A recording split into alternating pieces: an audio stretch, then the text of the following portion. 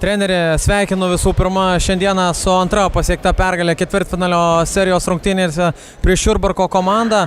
Šiandieną vėl rungtynės itin atkaklios, nugalėtojas paaiškėjo tik ketvirtajame rungtynių kėlinyje. Komanda vėl tarsi patyrė amerikietiškus kalnelius, kas lėmė būtent tą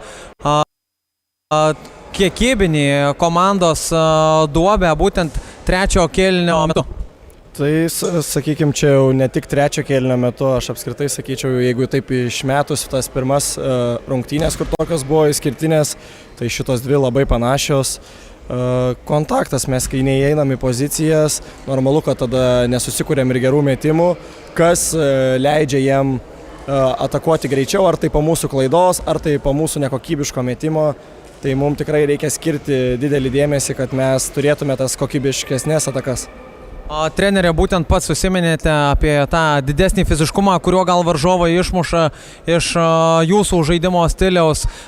Itin skaudžiai atrodo tie Jurbarko komandos skaudus, sunkus, tolimi metimai, po kuriuo atrodo komanda nuleidžia tarsi rankas, irgi praranda koncentraciją puolime, kas irgi lemia tokį žaidėjų išsimušimą rungtynių metu.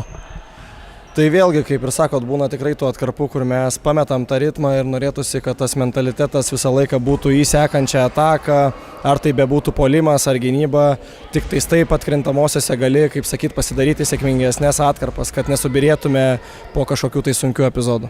Šiandieną taip pat atkovotus kamuolius prieš varžovus laimėjote dvigubai, Aurelijus Pukelis sužaidžia dar vienas nuostabias rungtynes, tampa rungtynių MVP.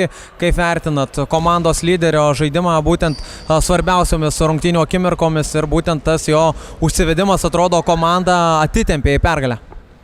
Tai aišku, kad Aurelijus yra didelė komandos dalis ir didelė jėga apskritai šitoj lygoje, tai čia, manau, nieko naujo nepasakysiu. Faktas, kad aplink daug sukasi to žaidimo, bet nieko, jisai, manau, puikiai supranta tą rolę, visi komandai supranta jo rolę, tai aš tikiuosi, kad jisai taip žais toliau ir serijos eigoje.